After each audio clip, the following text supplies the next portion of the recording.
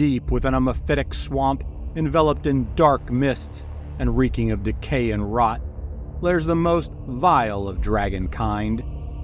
Covetous, cruel, and sinister, it harbors a sadistic hatred of all living things, especially the kingdom of men. Now awakened to the offensive scent of thieves, it lies in wait. The Black Dragon, right now on Riches and Liches.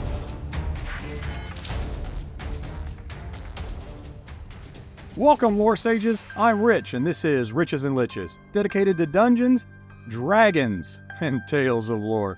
It has been far too long, but today we finally continue our lore series on the chromatic dragons with the tale of the Black Dragon. Following this Part 1 story, in Part 2, we will not only discuss the additional lore, but I will also provide a homebrew lair actions, and some secret rumors to enhance your next Black Dragon encounter. So let me begin our journey together by sharing a cautionary tale, one of greed, hubris, and cruelty. Meet the Black Dragon, Dralaxus the Desolate.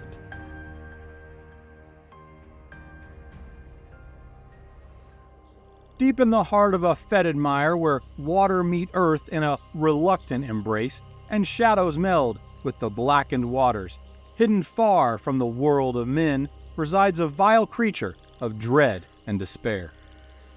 Obscured behind gray mists, thick mangroves, and a myriad of carnivorous plants and vines, it lairs deep within a grotto of unmistakable humid decay and rot. The Black Dragon, Dralaxus the Desolate. Moist scales, long serpentine form, time-worn and woven of cruelty and pure malice. Eyes of a predator's hunger, its scales a dark glistening of midnight and shadow. The dragon's breath, a vile concoction of magic and deadly acids, had etched away the stone walls of this deep, rocky lair, a reminder of the dangers that sleep within. Into this swamp enter 4 opportunistic men, thieves and soldiers of various skill and accomplishment, having recently purchased knowledge of this hidden lair from a nefarious source, along with assurance that the creature would be in a deep slumber. They strike out to claim untold riches, to venture into this foul place where few dare tread. Silently, and under the cover of night, they easily dispatch a few kobold servants, further confirming they have indeed located the dragon's lair. Young and brash, they smile to one another, emboldened in their drive, preferring to use stealth where possible, but confident they were prepared for any alternative. Driven by ambition, by greed, perhaps even their own hubris, their daggers and swords glinting in the meager moonlight, eyes wide with trepidation. Deep within its lair, the dragon awoke, its senses assaulted by the smell of mortal man. It smiled ever so cruelly, quietly, and waited, feigning the lethargic and rhythmic sounds of sleep, an auditory illusion meant to toy with his prey. Dralaxus had seen kingdoms of men rise and fall, and he knew their kind all too well, knew their irrational arrogance, and he witnessed countless times their greed and lust for what was not their own. No, Dralaxus cared not for the age of man.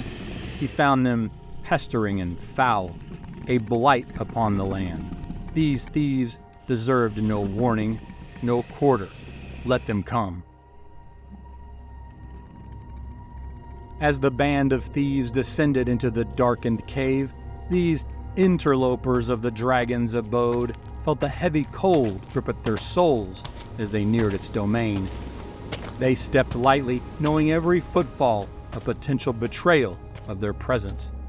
One of them, a warrior clad in chainmail, both worn and weary, stopped to listen for the sounds of a dragon's slumber.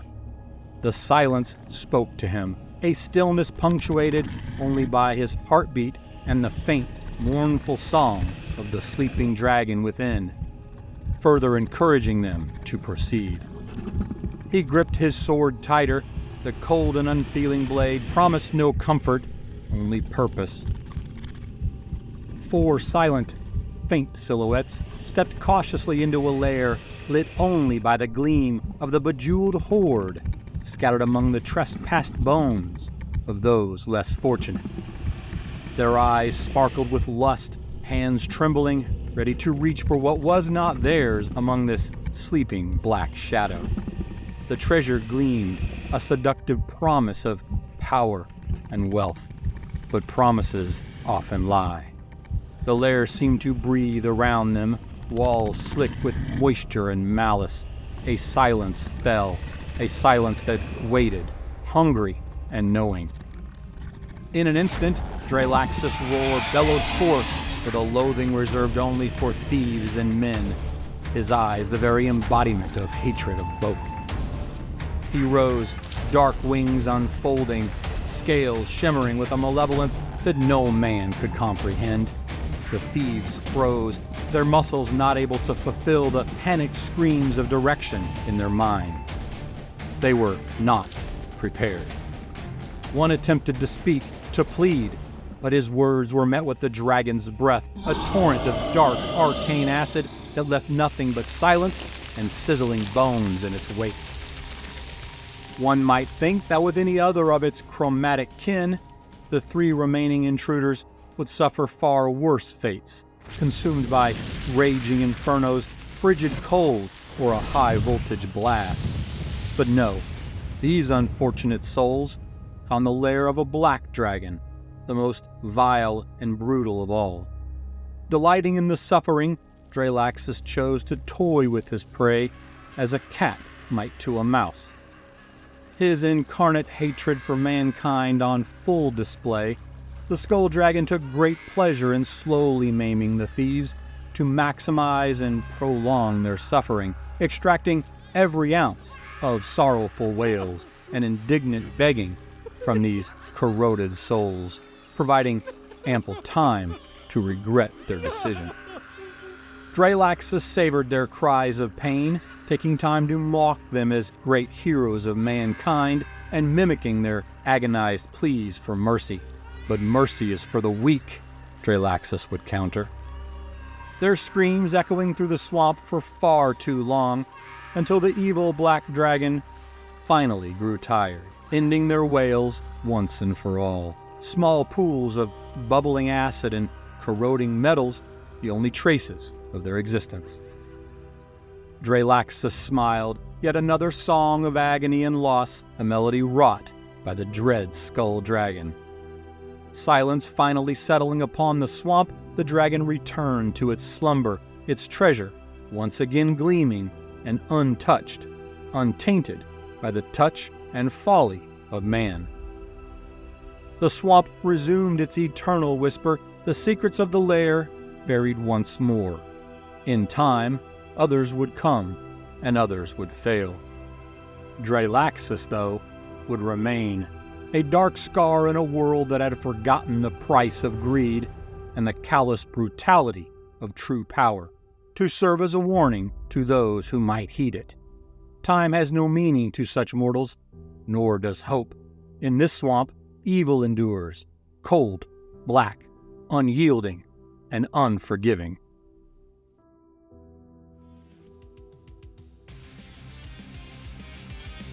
I hope you enjoyed this Part 1 story volume on the Black Dragon. I hope you'll join me for Part 2 with more lore and the full homebrew treatment for this vile serpent of skulls and shadows. If you'd like to support the channel, please check out the links below to our Patreon and Buy Me a Coffee donation accounts. Plus, how about you join our community of lore sages and scholars over on Discord, completely free. And if you think I earned it, please like and subscribe. Thanks for listening, and until next time, remember, the only limitation at your table is your imagination.